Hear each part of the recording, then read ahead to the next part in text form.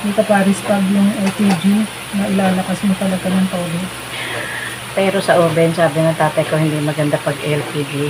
Maganda electric. Electric, oo. Bibili ako ng oven. Yung maliit lang. Kasi konti lang naman nalulutuin ko yung pangkain lang.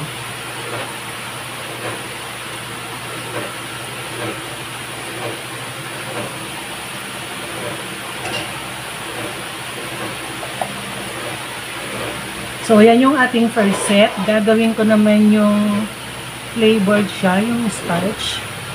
So, hintayin natin maluto. Halu-haluin natin para mag-even ang cooking niya. Frying. Yung isa, oh, humiwalay talaga yung butter. Butter kasi siya, eh. Yan. Humiwalay. So, mas maganda yung kinu-coat siya ng starch. I-dip siya sa butter. Tapos, i-coat ng starch. Hindi masyado malakas apoy ko. Kasi sagad na yun sa sa electric. Hintayin natin siyang lumutong. Amuin na natin yung first batch.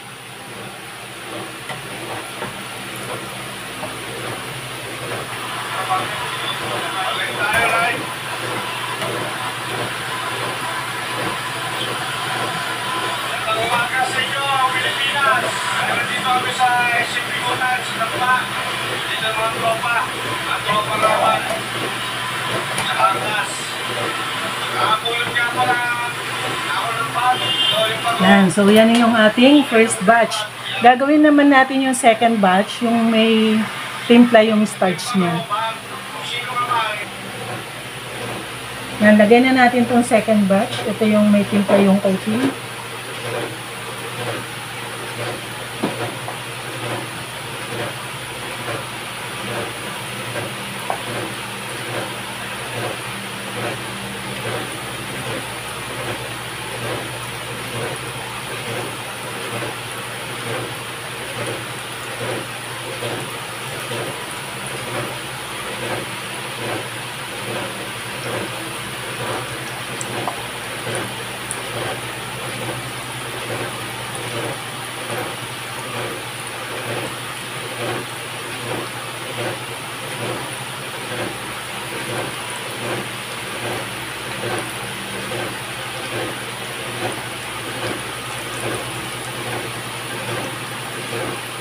Para mas maganda yung init ngayon, ano? Kaysa kanina.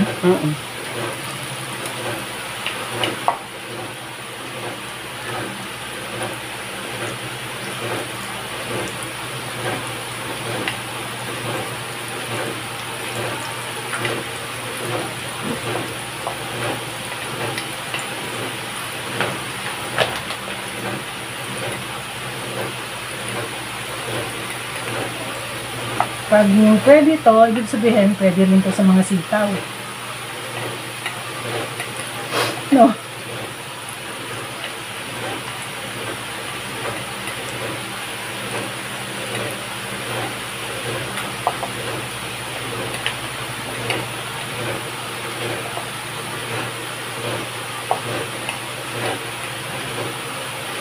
Ayan na, coat na. Maganda na. Oo nga, eh yung ginayo ko sa mga FB, hindi naman nag-coat. Diba? Hindi sasabihin yung sekreto. So, gumawa tayo na sarili nating style para magkaroon ng coating.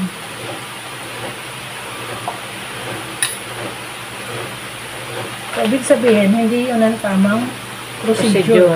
Oo. Pero pinopromote nila na gayahin eh. So, pag nakain bumili ng kangkong chips, ganito lang ang paggawa. So, ganun eh.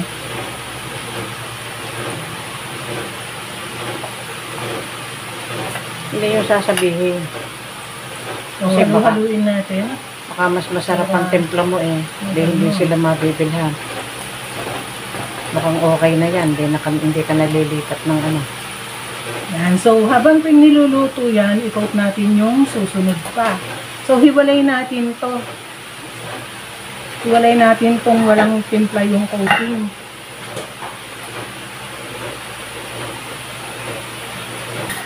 Hanguin na natin. Luto na to. Yan.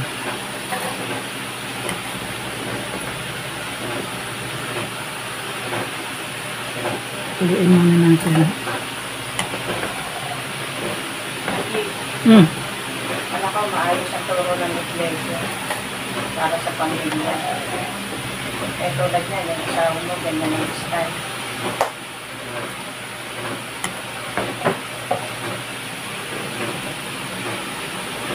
So, ito yung ating coated na may timpla yung ating pang-coat. So, ito yung plain cornstarch yung coating. Kasi matapang yung timpla nyo. So, ito na. Last batch na tayo. Nilagay ko ng lahat. Tapos, tikman natin yung ating ginawang kangkong stem fritters. At least, pag okay siya, so yung mga tangkay ng kangkong, hindi nyo na itatapon. Pakikinabangan nyo na.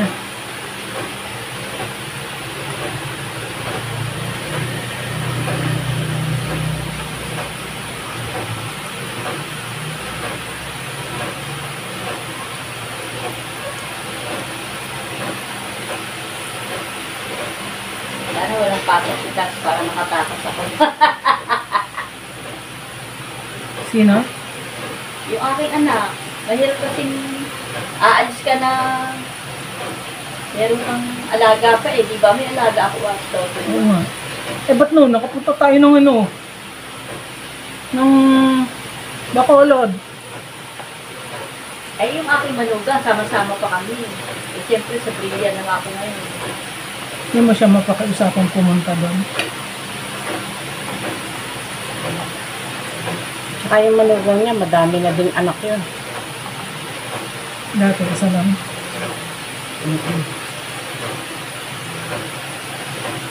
Saan tayo makikita doon? Doon ka na, Mary.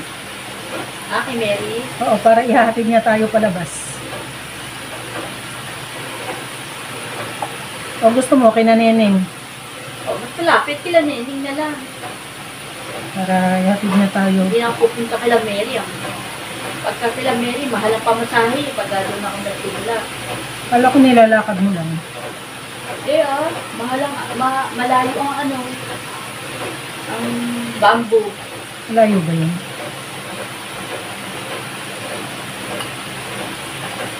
Eh, Neneng, nalapit-lapit. Pag hindi... Maluwag kila Neneng, Ha? Hindi kaya ang tagal mo. Kasi dapat kinakamay mo na lang yan. Tapos ka na agad.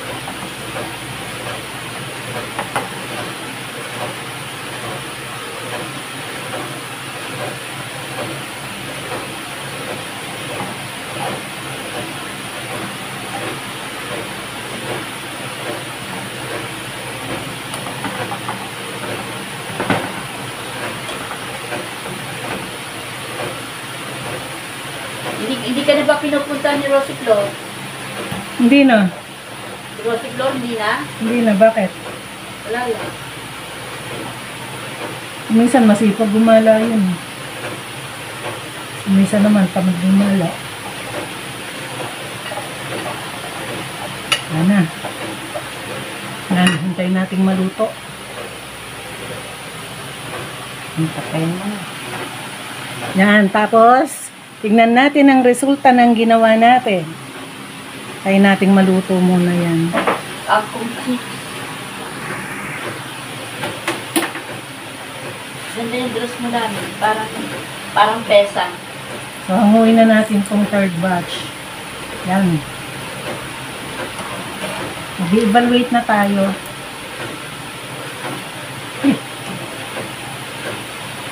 Kaya si Andy laging dumadayo siya. Hindi iwan ang sabi niya. Ba, totoo naman. Vlog pa.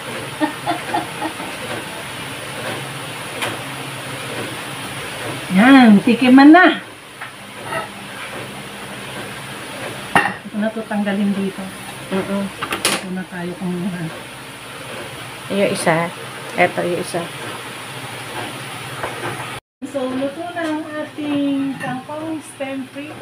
cheese. So, tikman na natin. Ito yung una.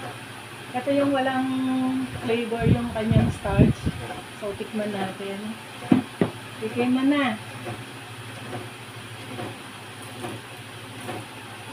Ang lutong. In fairness, malutong nga siya. So, pwede natin gawin to sa kangkong stems para hindi na itatapon. Pwede siyang merienda. Pwede merienda. Sa mga bata, okay na okay yan. Yan. O pwede rin siguro siya sa sitaw. Malutong. Ang lutong. Kung tama yung lasa niya nung walang timpla yung kanyang... Kasi napaalat ako ng timpla sa butter. 1 teaspoon salt ang nilagay ko. So, dapat siguro 1/2 teaspoon lang. Pero nung nilagyan siya ng starch na walang timpla, so okay naman yung lasa niya. Nagpanama siya. Ngayon, dito sa may timpla yung starch, tikman natin. Tikman natin. Dito naman tayo. In fairness, malutong naman siya. Ito, malutong din to.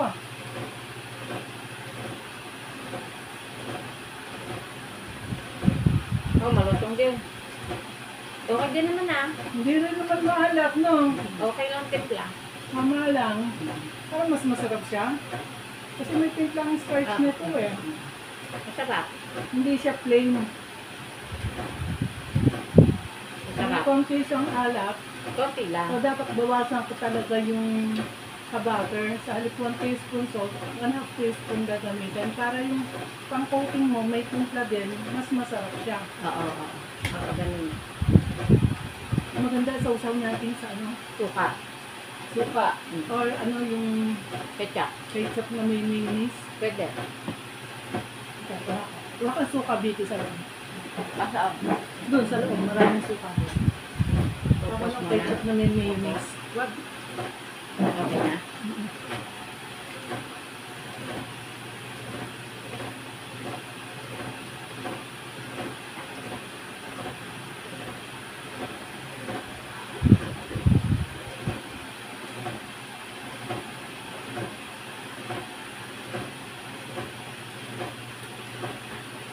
Sarap.